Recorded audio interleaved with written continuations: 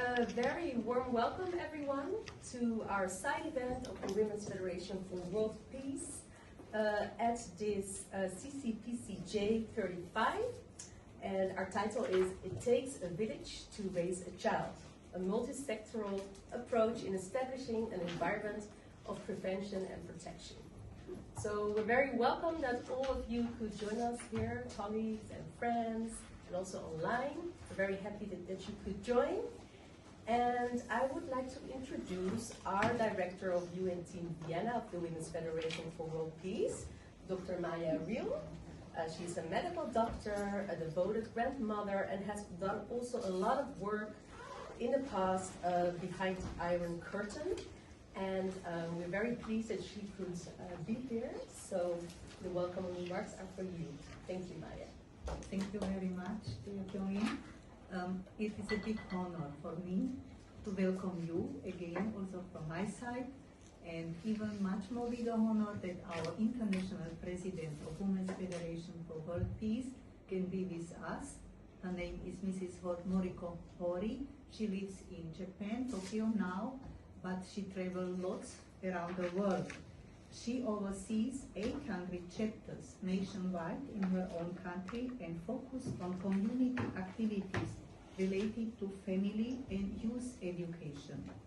She is also the director of the Global Development and Aid Projects of Women's Federation for World Peace International and has worked for more than 110 humanitarian projects in 50 countries that contribute to realization of the SDGs, particularly in the areas of women's empowerment, poverty eradication, AIDS prevention education, education assistance, and medical assistance. Some of its projects have been selected by the United Nations as best practices.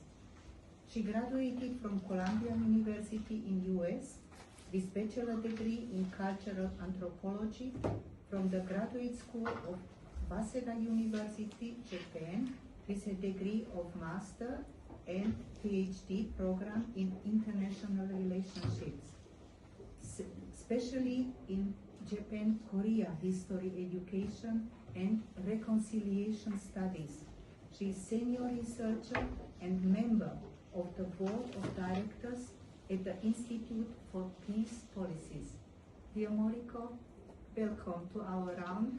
Greetings from Vienna to Tokyo, and the floor is yours. Please open your mouth. Thank you, Maria, Kyung-in. Greetings from Tokyo, Japan. We're now having, huge typhoon, but I'm fine. Distinguished delegates, excellencies, representative of the United Nations, colleagues from civil society, and dear friends. Good morning, I guess. It is a great honor to welcome you to this side event of the 35th Commission on Crime Prevention and Criminal Justice. I would like to express my sincere appreciation to our speakers, partners, and all participants joining us here in Vienna and online.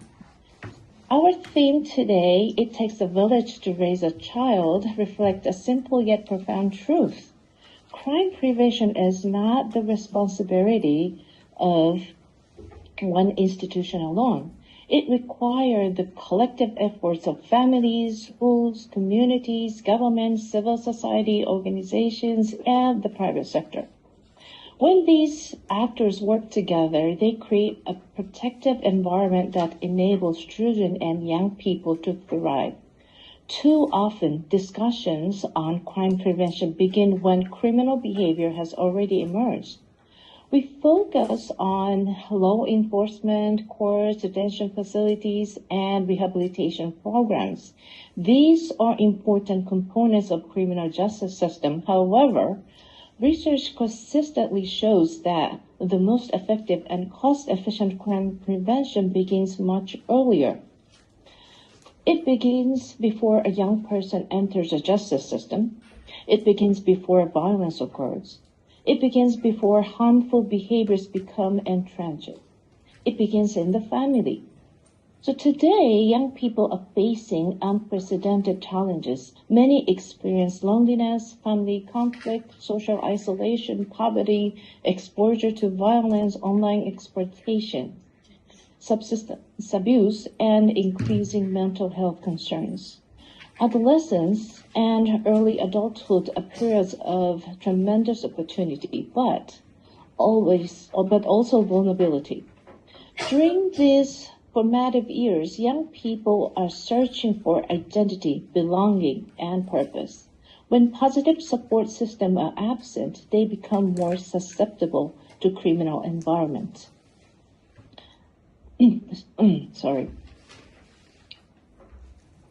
Criminal involvement, violence, gang activity, and other harmful influences. So for this reason, we must strengthen the protective factors that help young people make healthy choices and develop resilience. At Women's Federation for World Peace, we believe that families are the first line of criminal prevention. We often say that the schools are the first line of education. I would suggest that families are the first line of crime prevention. Families are where children first learn trust, empathy, responsibility, self-control, and respect for others. Families are where values are transmitted, emotional resilience is developed, and healthy relationships are modeled. When families are strong, communities become stronger. When communities are stronger, societies become safer. This understanding has guided Women's Federation work for more than 3 decades in communities around the world.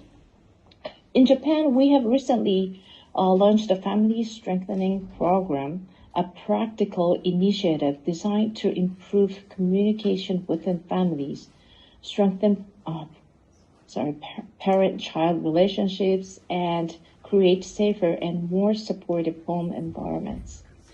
The program is inspired by more than 34 years of Women's Federation's experience working with families and communities, as well as international evidence-based approaches, including the UNODC Strong Families Framework.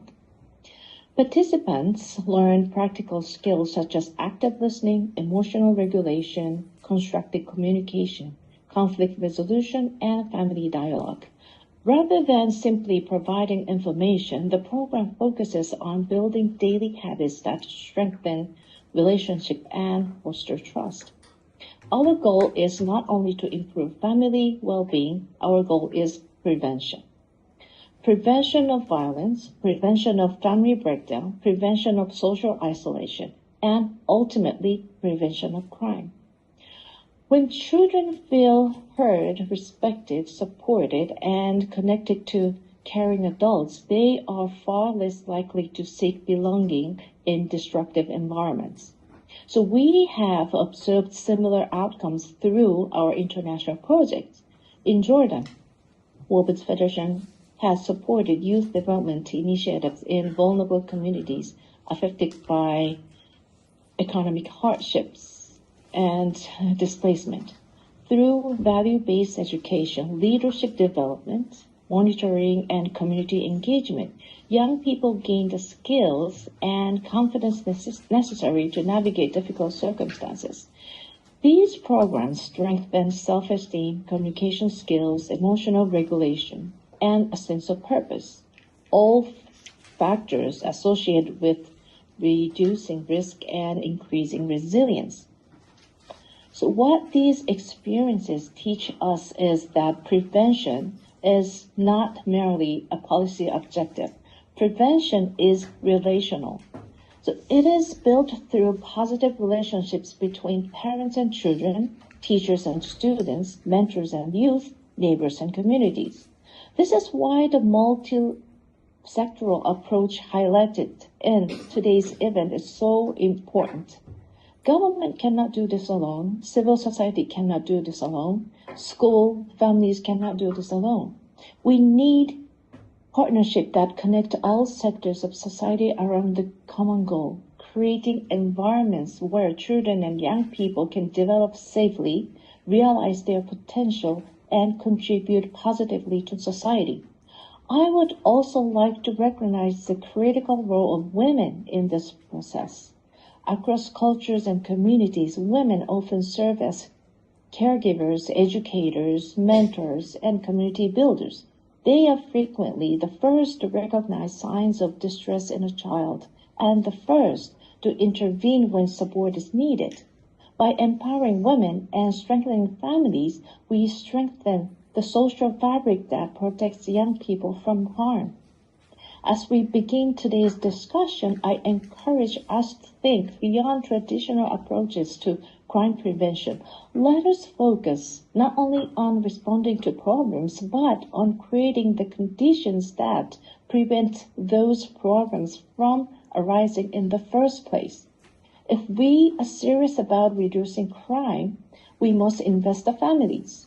If we are serious about protecting youth, we must strengthen communities. If we are serious about building peaceful societies, we must work together across sectors and generations. A well-known saying reminds us that it takes a village to raise a child. Today, I would add, it takes a village to prevent crime. So let us work together to build a village, one that offers every child protection, opportunity, belonging, and hope. Thank you very much.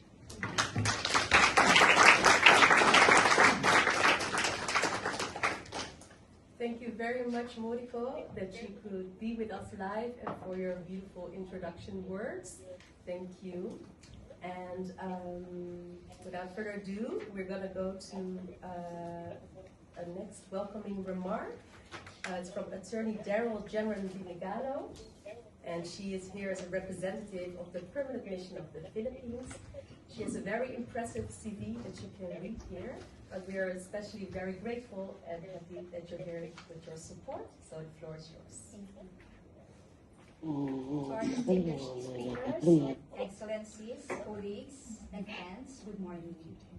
I extend my warm congratulations to the WFWP for organizing this timely discussion focusing on children who are among the most vulnerable members of the society. Thank you for extending the invitation to the Philippine Mission to be part of this important event. Today, we meet as colleagues, leaders, and advocates.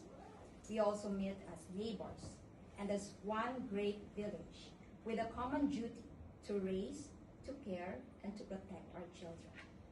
A reading of the theme of today's side event leaves us to a very powerful reminder that when it comes to building an environment that is safe for our children, no single family, no single institution, no single sector can do it on its own.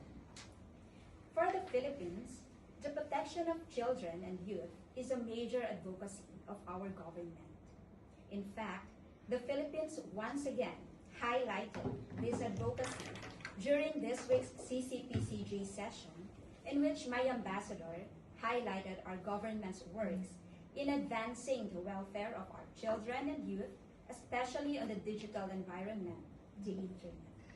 She also highlighted what the Philippines has been doing to intensify its efforts to combat online sexual abuse or exploitation of children and child sexual abuse or exploitation materials, or OSAIC and CSAIM, noting the tremendous detrimental impact of OSAIC and CSAIM on children's safety, well-being, and development. As we listen to our distinguished speakers today, I hope that together we can reaffirm our commitment to provide a setting in which every child feels safe, valued, heard, and empowered to become the best they can be. It takes a partnership of parents, schools, governments, NGOs, civil society, as well as the private sector, a multisectoral approach. Many can be taken into considerations when raising a child. We all have a part to play, and until all the pieces fit just like in a jigsaw puzzle, we will not have a strong base and building blocks of prevention and protection. Let us be inspired by today's discussion to have a common understanding in creating a safe space, and to pledge to a future where no child is left behind, where every child has the opportunity to thrive and reach their full potential. Thank you, and I wish everyone a productive discussion ahead.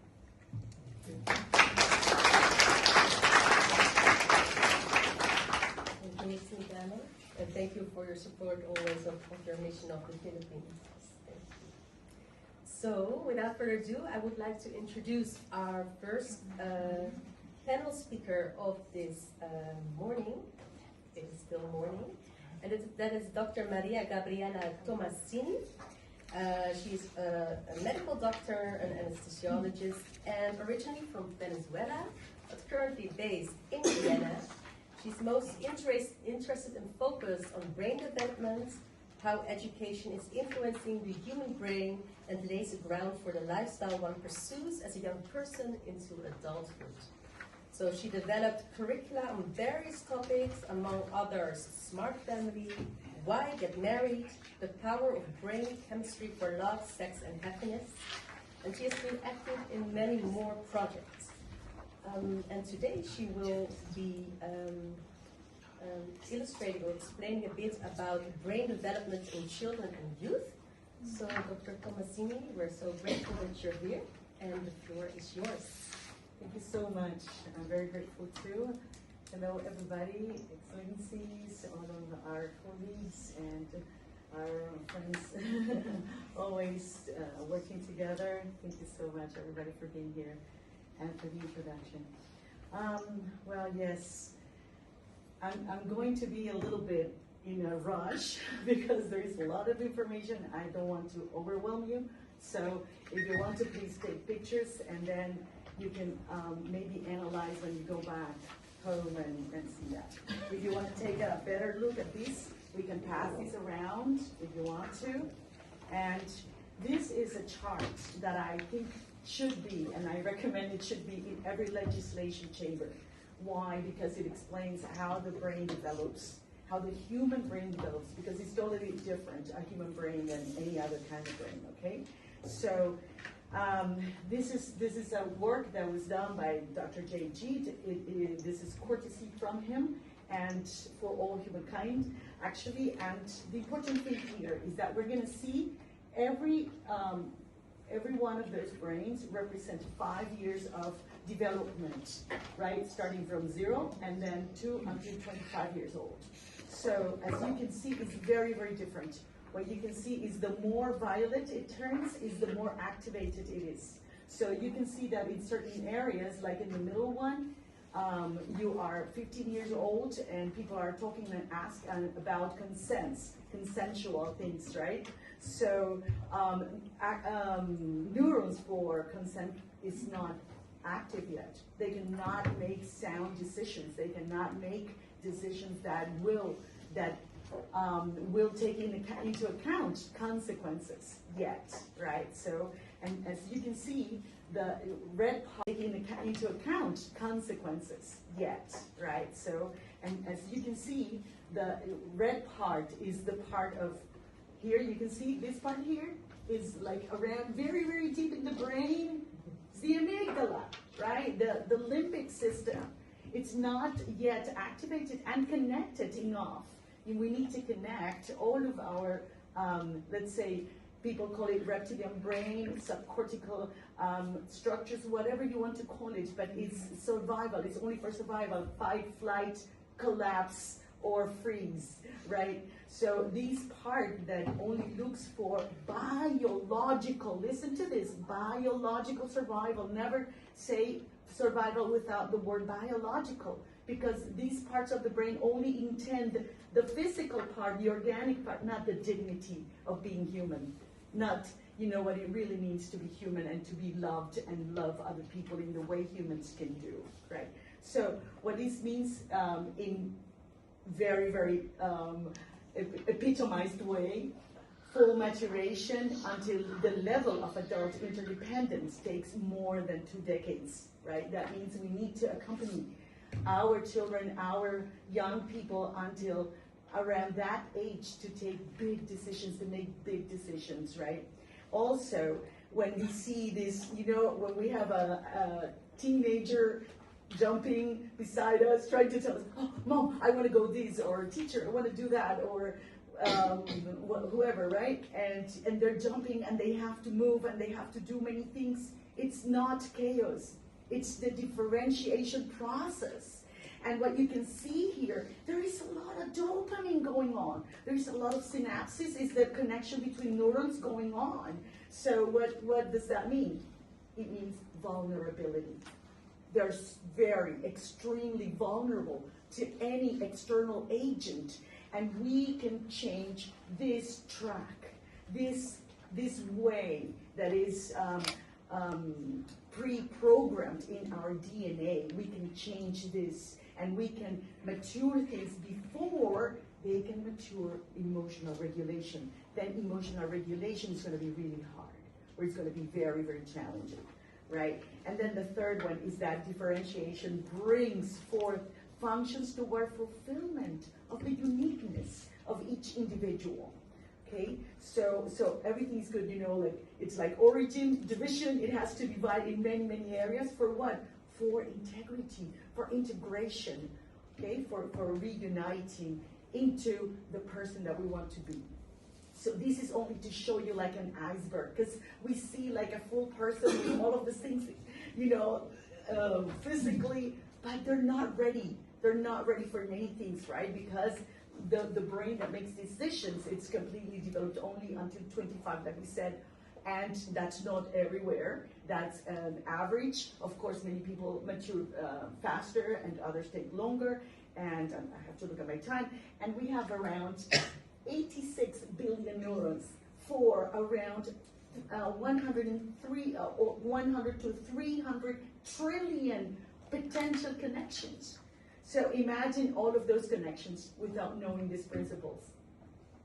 Imagine that. Can you imagine that? Just look outside and you will see what it is like when this happens. Sorry, something's happening with the clicker. There. Okay. So never forget that we are in front of something that we don't see the whole thing in there. Remember the chart, and then we'll see better. So the dopamine in the teen brain. The president of the Women's Federation for World Peace, you have these in the handouts that I gave you. You have these, sorry, it has 2 or 3 typos. And this is like the pathway to become a user or a criminal. And it all ends, and this is science-based, and it's completely in accordance with the opening remark, right? So we have disrupted families that children have to go through divorce. We're not saying anything against any of that. We're saying everything against suffering, human suffering, right? So we need to really devote ourselves to end this suffering in any way and any level, right? So this is all statistic-based, and poverty was mentioned already, economic hardships, daddy not showing to the volleyball game, to the football game, parental use, that's a big predictor, right? So sometimes we forget that there is a brain there is an area in the brain that has something called mirror neurons. Mirror neurons, they mirror what parents do. They don't do what parents tell them. Because this is not an age where you can do what you listen, but you do what you see. So you're gonna pick up not only all of it, when you see how they move their hands, how they walk, how they talk, oh, you look so much like your mom. But you're not only picking that up. This is called vicarious learning. All of you know about that. It's like mirror learning, right? So, sorry, I have to really run more.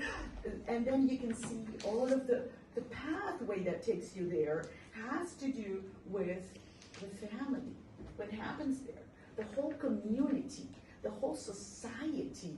So we need, I would say, reformation of all of us, all society actually. See how the brain is so vulnerable that you can change the way it will be wired. And if you read here, it says you can perpetuate this cycle, because we know now that if you are a using parent, a parent that uses drugs, then there is an intergenerational, and always the answer is in the golden thing. So first condition that we need to know, and it's on your handout, all human brains need drugs to develop. And she goes, what? Really? Yes, all human brains need drugs to develop, but all drugs needed are here. They're in our central nervous system, right? So what we need to know is how it works. We need to know the principles of how it works. And development, this is the very important principle, occurs in phases that should not be skipped, underestimated, overestimated. Sometimes we overestimate our children's intelligence, and it cannot be also ignored. So this is how the brain develops, and it goes from back to front, down, up, or whatever. But what it means is that from primitive to more sophisticated.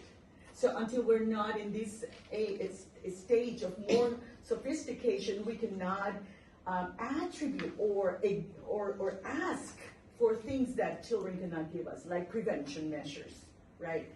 The fourth condition, development of all phases should be carried on according to principles that make sure we create the uniquely human environment. Humans can talk, humans can dialogue, humans can direct their modeling. Animals do it in an already inherent way. Okay, so we need to create this environment inside of us and outside of us. So what happened is that instead of us connecting to the only part that makes us human, which is the prefrontal cortex, right, where we can encode principles, religious principles about God, about goodness, about being a good person and all of that, it's not taking command of our lives, but our self-serving lifestyle. Why? Because we listened to those drives and we didn't know what was going on, right? So what we have now in our minds, in our brains, it's a leaders at war. There are two places in our brain that want to become the CEO of our lives. Please take a picture of this, because I'm not going to be able to. But this is to explain the whole thing, but this is the mere thing of everything. There is a reverse dominion inside of ourselves. Instead of us being dominated or guided to guide our lives and base our lives in principles, we are basing our lives in emotional logics, in biological logics. And the beautiful thing of this is that there is, everything is in unity. Religion and science, right? So I'm not going to read it now, but you can also take the picture. Here's Viktor Frankl and Carl Jung, but we see in the Bible the same thing, The Bible says, for example, what I see, but I see another law in my members, warring. It's a war against the law of my mind, right? And Carl Jung said, until you make the unconscious conscious, it will direct your life, and you will call it fate. So, and this is Luan Brizendine. Please take her picture and look for her. She completely goes to the same conclusion. So I'm just going to pass this really fast.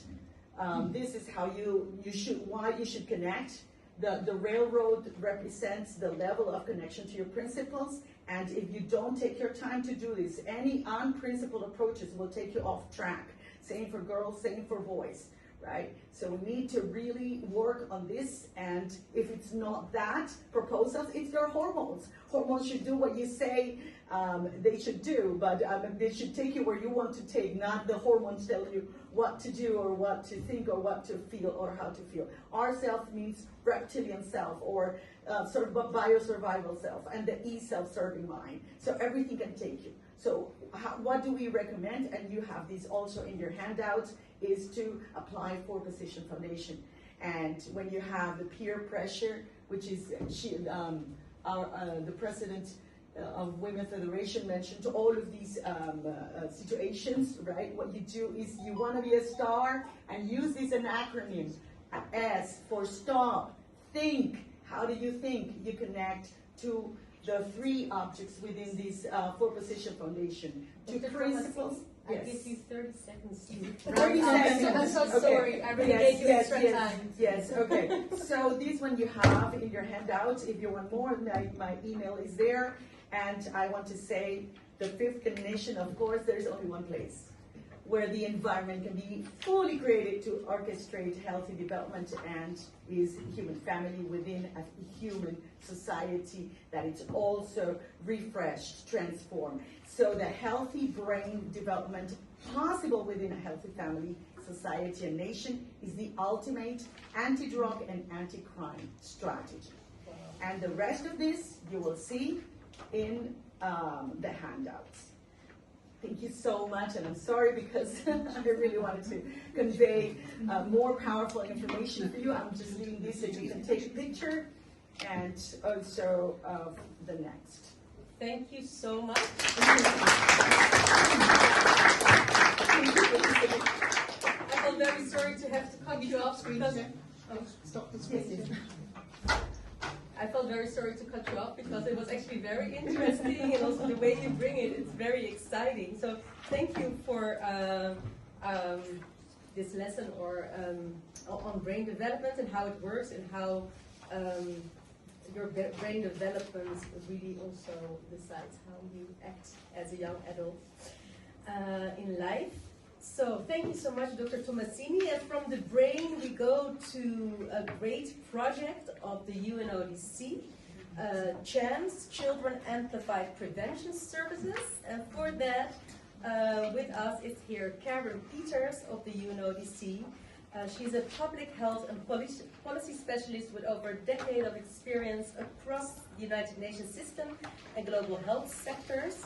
She currently serves as Drug Use Prevention Program Officer with the UNODC in Vienna, where she leads cross-sectoral initiatives focused on family skills, prevention science, and evidence-informed policy development. There's lots more to say about Mrs. Karen Peters, but we are very pleased that you're here and that UNODC is supporting our side event, and the floor is yours. Thank you very much. Firstly, thanks so much to the Women's Federation for World Peace for consistently engaging us on these very important topics and providing us a platform to share some of the work that we are doing with the member states around prevention that links to the topics.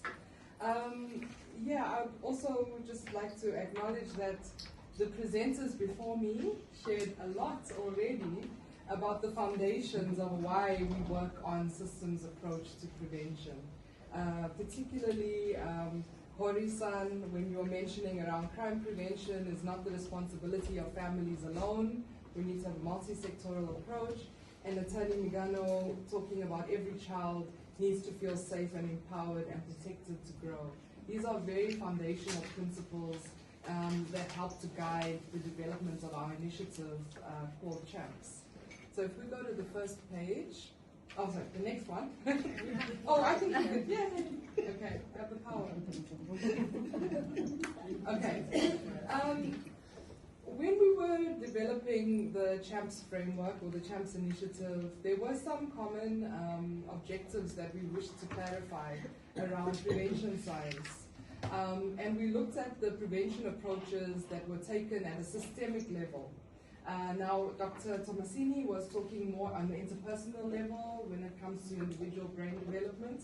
The CHAMPS initiative is looking at systems. So more in an institutional sphere on what governments, what organizations, what different groups that are working in prevention can do to contribute to prevention.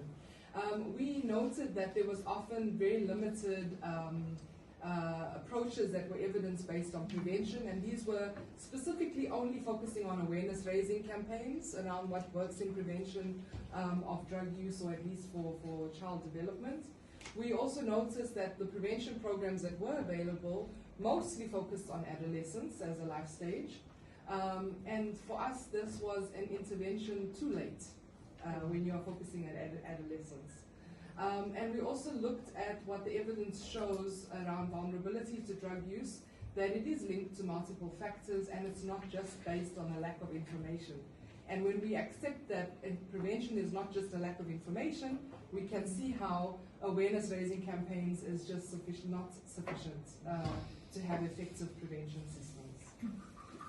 We based the program or the initiative on what the international standards on drug use prevention say around what works for preventing drug use and other risk behaviors.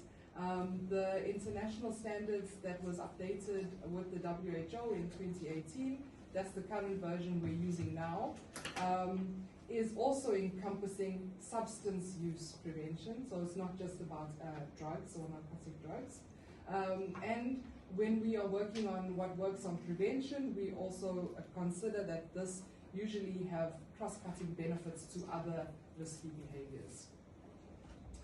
So what is CHAMPS? Essentially, it is a systems approach to prevention. It supports countries to strengthen prevention across age ranges and stages of childhood, from age 0 to 18 years of age. It's aligned with the international standards and it integrates interventions across families, schools, and communities.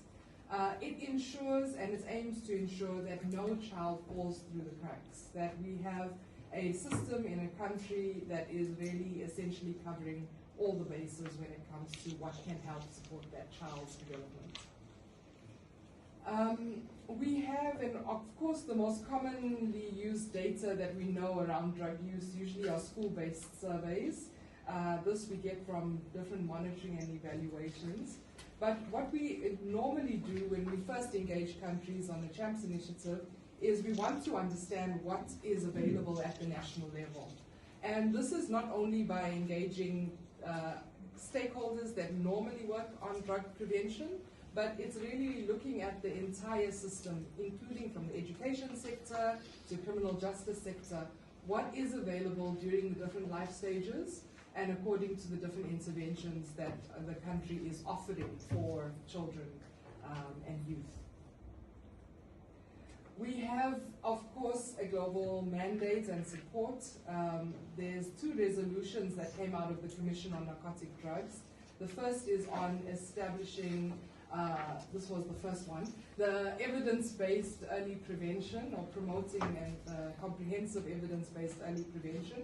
And we realized after that resolution, the member states realized that wasn't sufficient, that we also needed to have a resolution where countries all agreed to align on promoting comprehensive scientific evidence-based multisectoral national systems for drug use prevention.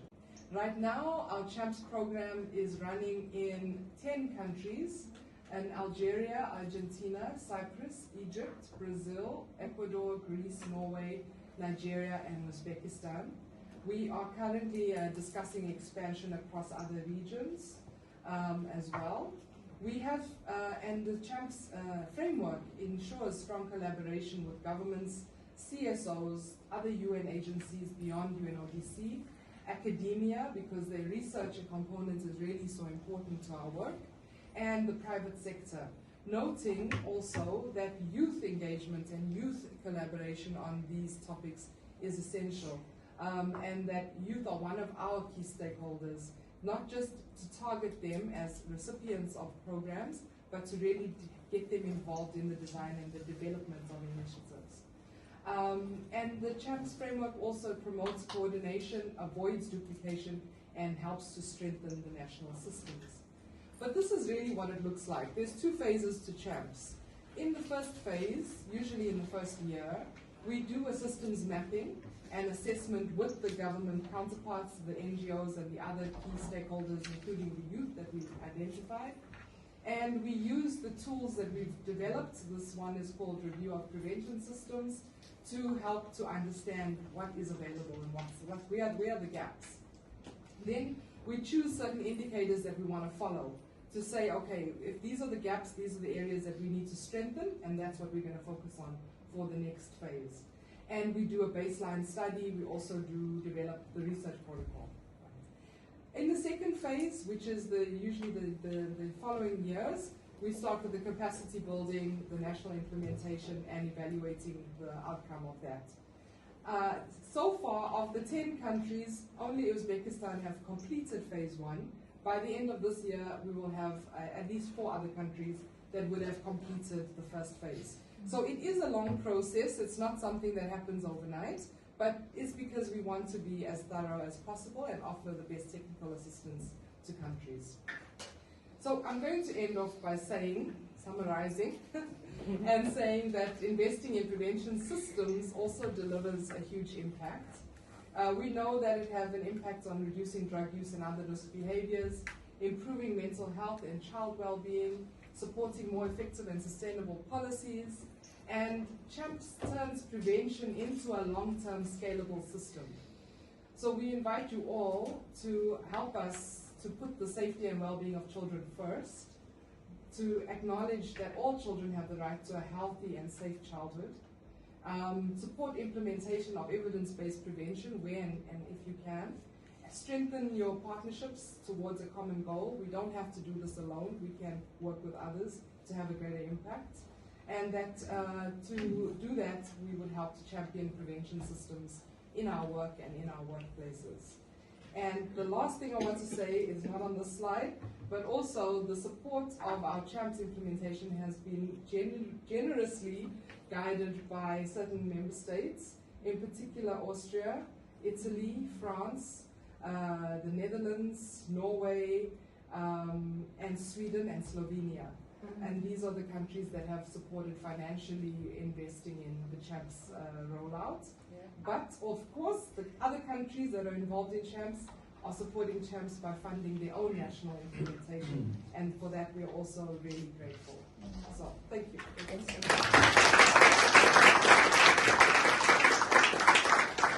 Thank you, Karen, for giving this wonderful presentation on this great project, and also honoring the member states who are making it possible as well. So we are following up on the developments of CHAMPS. So our next speaker sitting next to me, Mr. Christian Klaar. He has been a teacher for a lot of years and is now a headmaster of a secondary school in Vienna.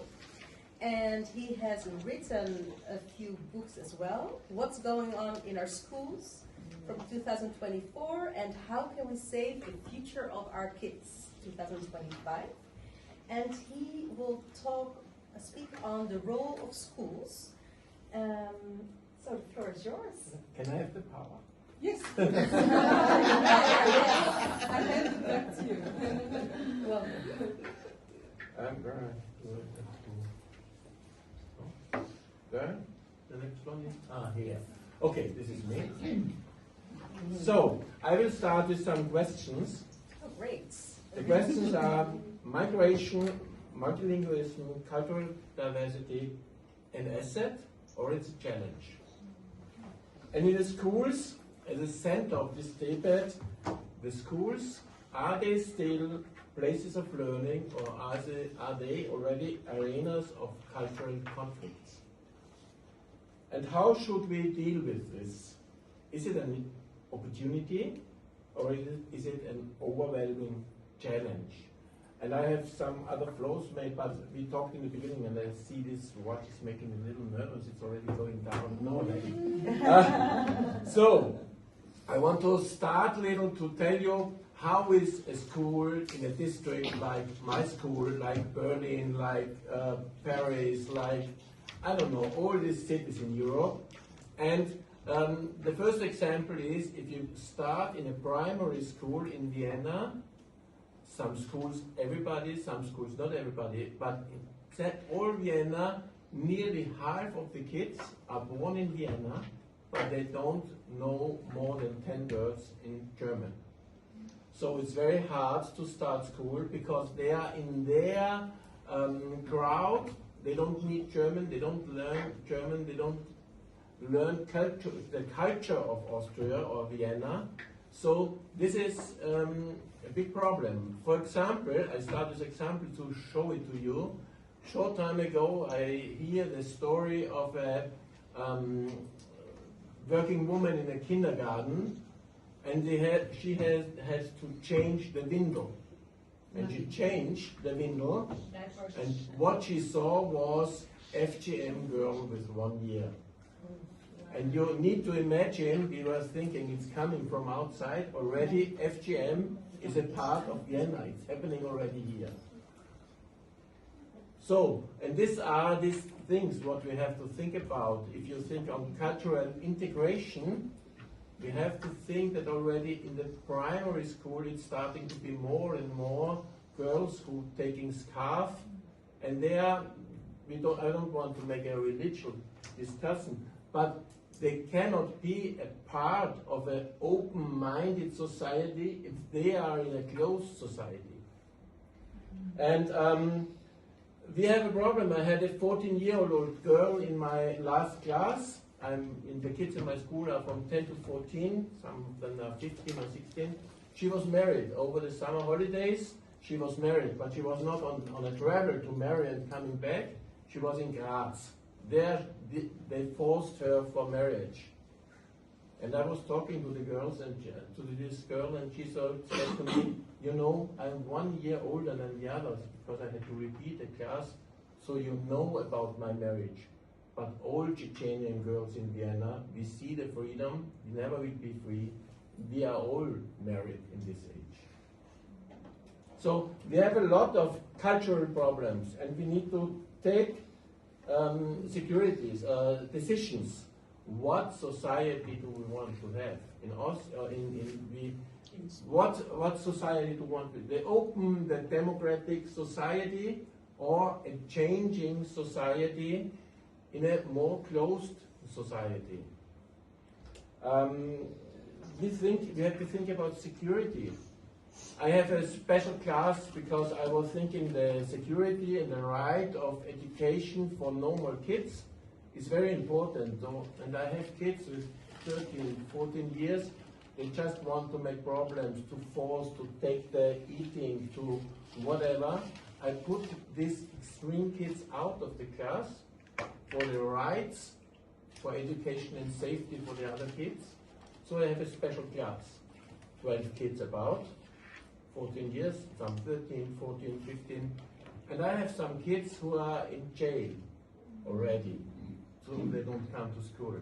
Last week, the teacher of this class was coming to me, you know, I was not expecting, but now we have a week, we have a time when not one kid of my school is in jail. Yesterday he was coming and said, okay, it was a short time, one is already in jail again. And why is this boy, especially this boy, I don't know why he is in jail now, but I know why he was in the beginning of the year. Because he told his sister, 17 years old sister, there is no father, and he was the man in the house, and his sister turned off scarf, is 17 years old. And he told her, okay, this is very bad for our family, so I will kill you. In the night I will kill you, and the mother allowed it, so I will also kill the mother. So when we invited the mother, because we wanted to tell the mother, you know, he's not learning, he's behaving bad, and the mother said to us, you know, I don't care about the problems at school. Every evening, I don't know if I wake up next day and I have to close my sleeping room. And also the sister has to close the sleeping room. And we called the police and told them, okay, there's a problem, and they picked him up. This is reality situations in the middle of Vienna. It's not in, I don't know where. When I was a young teacher, I was thinking, okay, let's talk about FGM in Africa or wherever, but let's talk about FGM and forced marriage and child marriage in Vienna, in Berlin, in Paris, in Brussels. I think it's not good for the kids. Very simple. So, but we have to know the school is the place where the society of the future is. And we need to have role models. I hear that we need role models, but we also need to take care what role model stuff does we have. So the government has to think about what role models do we want? Do we need to have democratic, open, man, female, man, woman, equal thinking people as role models for the kids? Because this will influence how the kids will be adults, and this will influence how the society of our future will be. So, we need to decide, social diversity, is it what we want? And what sort of society do we want in the future? And we need to fight for this, what we want. And it's not diversity and cultural plurality. It's a very nice thinking and dreaming, but in fact, it's a cultural fight. And it's a question, what culture will be the main culture? And I'm very open in this. The main culture, what I want, is the free, democratic, open, woman respecting culture. So I'm very loud and I'm very forcing and I'm very directly to my kids to tell this. And we have to decide as governments, as organizations, not like, oh, let everybody be how we want. Let's give the borders. In this border, you can be how you want. But some cultural things, we decide and we want it. So, my time is over. Yeah, it has been over, but if you can round up, because you already gave your... So, the other stories I told, just a small story, it's not from the school, it's from my grandchild. He's a football player, 13 years old. And it's a small story. In Ramadan, he had a football game starting at 6 o'clock. It was very cold, I was there with freezing, and it started again. The game exactly on 6 o'clock. 6 and 3 minutes. The game was stopped. Because drinking break for Ramadan. And I think if it's religion, they can ask to start the game 10 minutes later and make in the changing room, drink water and eat the tattle, and don't stop a game in a very cold period. It's also dangerous for kids if they are standing 5 minutes and then play again. So the meaning was not, I'm very religious, I need to drink water. The message was, we want to change the society in the football game. So we have to think, do we want this? Do we not want this? It's a very important question. So this is my finished story. I see the time is. So I think not everybody is the same opinion. So let's discuss it. I also have cards if you want to discuss it later. So I think it's clear words. My name is Clear. Not everybody needs to be in my opinion, but it's my opinion. Thank you so much for expressing it. Thank you, Mr. Clark. Very, very informative as well. And then we quickly proceed because we still have 2 speakers, so we go a little over time, but amazing speakers. From Vienna, we're going to our colleagues online from the Middle East. Our next speaker is Roa Abojab from the Women's Federation for World Peace Jordan, and she's with us online. She is a motivated civil engineer with knowledge in infrastructure design, construction supervision and project coordination, and she's also been seeking opportunity to contribute to engineering projects with high quality, safety and professional standards. And she will be talking on her voluntary work at the Women's Federation for World Peace and about value-based education countering criminal involvement of youth. Roa, very happy that you could be with us live, and the floor is yours. Thank you so much. Thank you so much. Good morning, everyone. First of all, I would like to express my sincere gratitude to the Women's Federation for World and Peace International and the organizer of this event for giving me the opportunity and the responsibility to represent WFWP at this important event. It's truly an honor to be here and to share our experience working with youth, families, and communities in Jordan. So, Yes, it seems to be. yes, Yeah. okay. So, my name is Raab Diab. Through my work, I organize and support programs for youth, mothers, and families that focus on value-based education, emotional support, leadership development, and community engagement. WFWP Jordan works to strengthen families and empower young people, educational activity, volunteering, dialogue, and safe community spaces. So our goal is to help youth to build confidence, responsibility, and sense of belonging while creating more peaceful communities. So, next slide.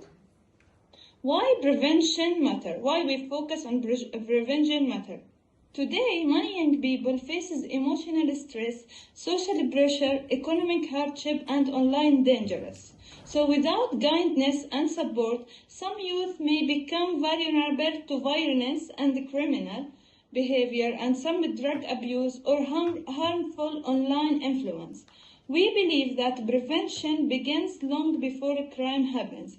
It begins in the family, in school, in the community, and this is why value-based education is extremely important for them. So the main cause, from our experience working with youth and families, we noticed three major causes that increase vulnerability among young people. The first one is the family instability. When children grow up without emotional support and communication between each other and between the family or trust, they often search for belonging elsewhere. And the second cause is negative peer and online influence. Today, social media can expose youth to violence, multiplication, and unhealthy behavior very quickly. And the third cause is the lack of belonging and safe spaces. Many young people simply need a safe environment where they feel heard and to be respected and to be supported. Next slide, please. Our approach in Jordan, at WFWP, we focus on prevention through education, emotional support, and community engagement. Our program includes character education, leadership activity, mother program, and emotional support activities. We also organize some workshops and discussions for volunteer and some volunteer activity and teamwork project, and the young people can help the young people to build confidence and communication skills with their community. We try to create positive environment where the youth can feel valued and to be connected with their community. They can start thinking about their families, about their community, about their friends without do anything wrong. So, next slide. Working with mothers and family. One of the most important parts of prevention is the strengthening family. Through Mothers Program Family Session, we focus on positive parenting, communication, emotional understanding, and building trust instead of fear. When children feel emotionally safe at home, they are less likely to seek belonging in the harmful environment. We believe that supporting mothers and family is one of the strongest forms of young protections. And also, we have some empowering for youth. Young people need more than advice, not just the advice.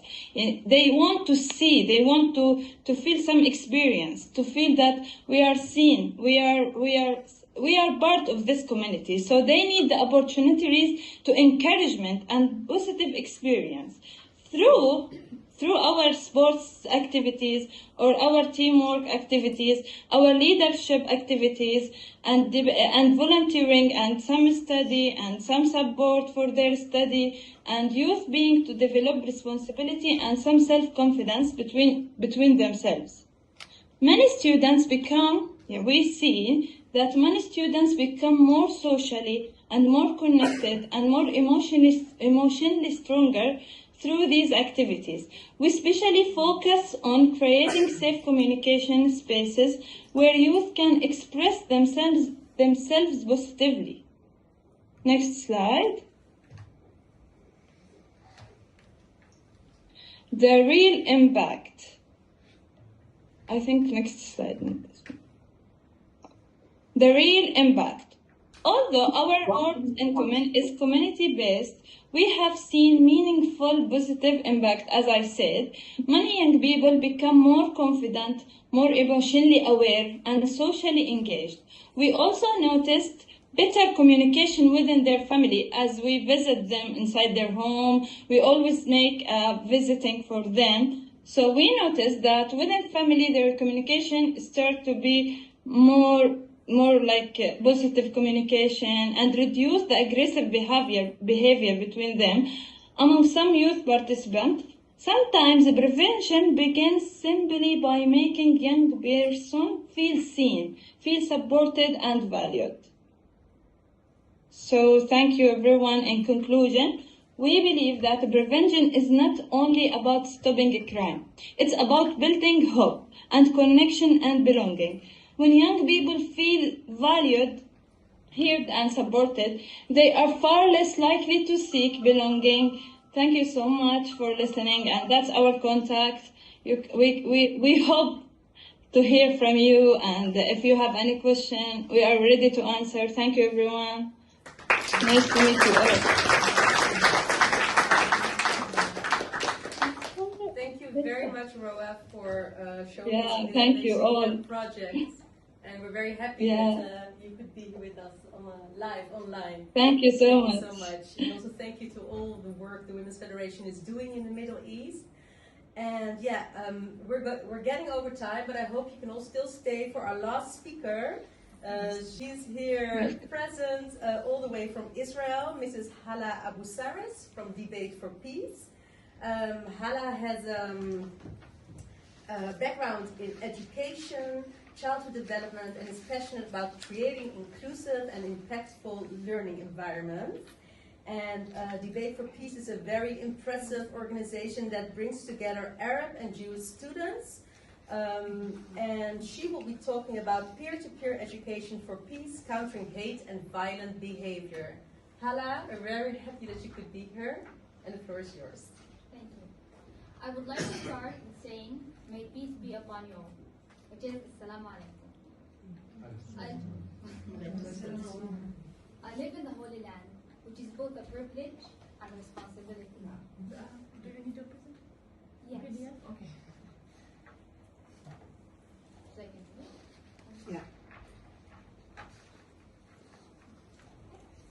It is a land served with many faiths, identities, and histories. A place with cultures, traditions, and languages exist side by side.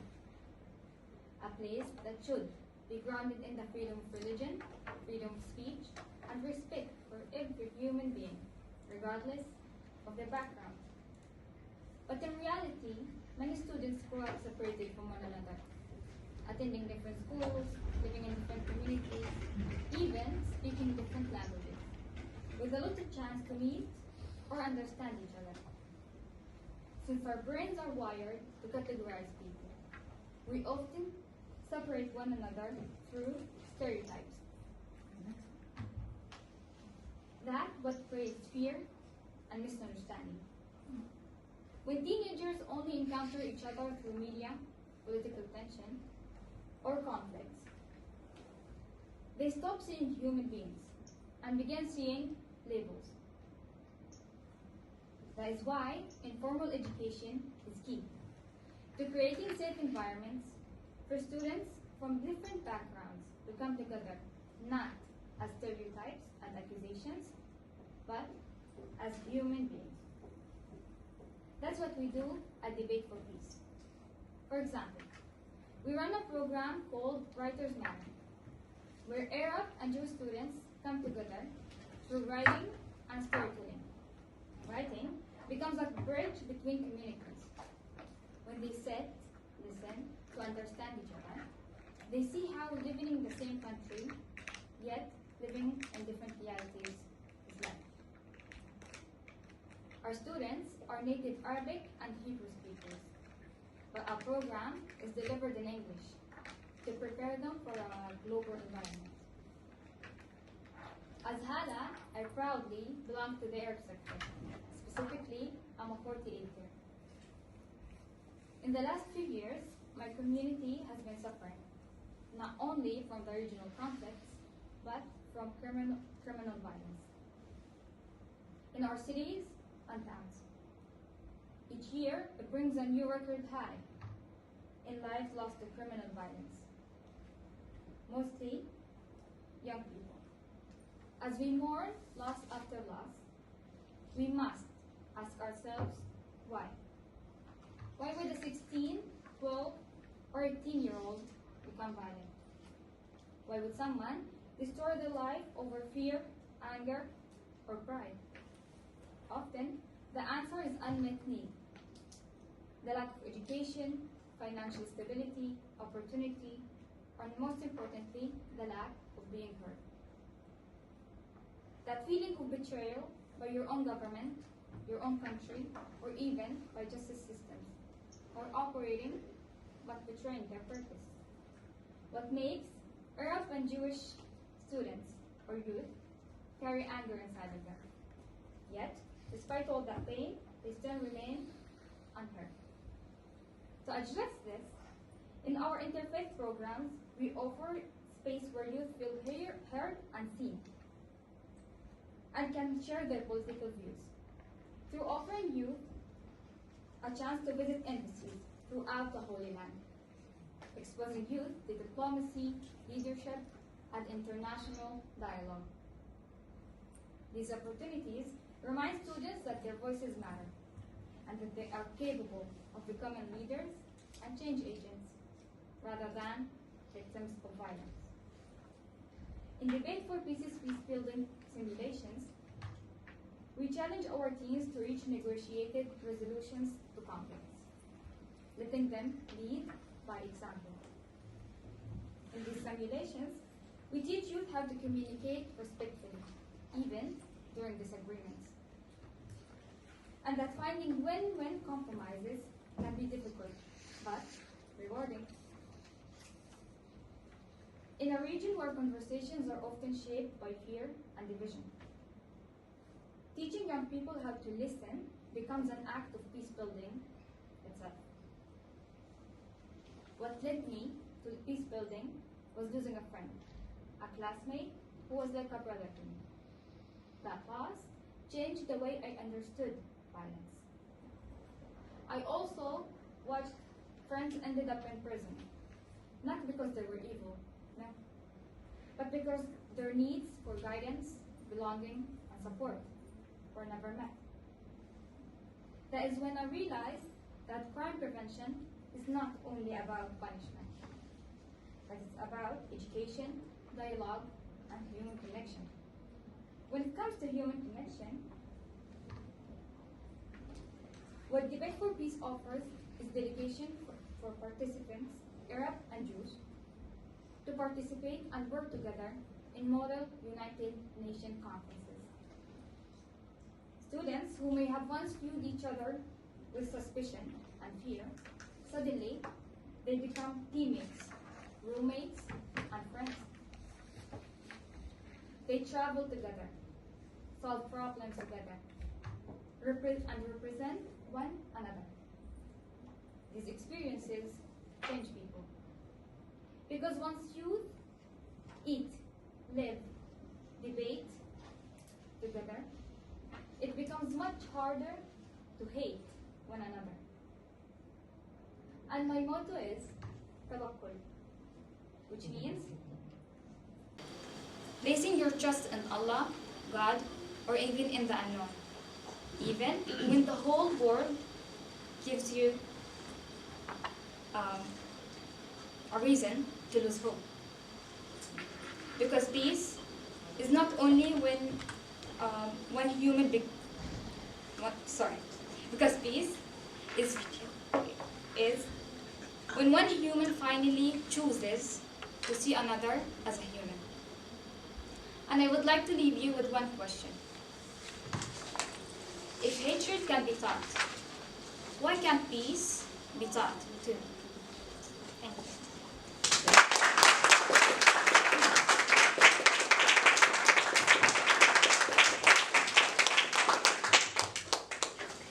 Thank you so much, Hala, for your very beautiful presentation and explaining what Debate for Peace is doing in your country specifically. Very beautiful project. And yes, I would love to lead a discussion with this beautiful panel, but we're super over time. So I would like to encourage us all to approach each other and exchange contact and support each other's endeavors. So thank you so much for being with us, also our friends and colleagues online. And I would wish you a great continuation of the CCPCJ. Thank you so much.